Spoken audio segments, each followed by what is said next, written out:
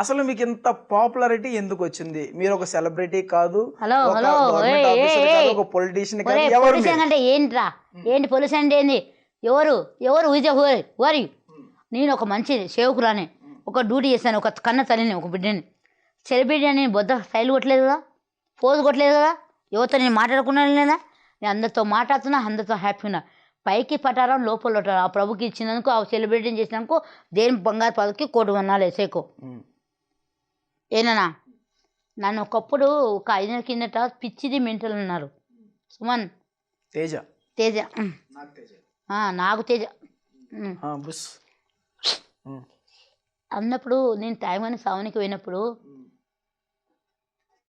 దీని ఫోన్ కనిపెట్టినోడు మంచోడు అని వాడుకున్న నా కొడుకు గబ్బు నా కొడుకు రా. మంచిదమ్మా, చెప్పండి. ఎసాను ఎస్ ఫోన్ వచ్చి కానీ బరిచి నా కొడుకు చెడిపోతున్నాడు. దాంట్లో బిఎఫ్లు అంట, ఎస్ఎంఎస్లు అంట, లవ్లు అంట, మెసేజ్లు అంట. నా తల్లి రామా, ఆ ప్రభు చూపిస్తున్నాను.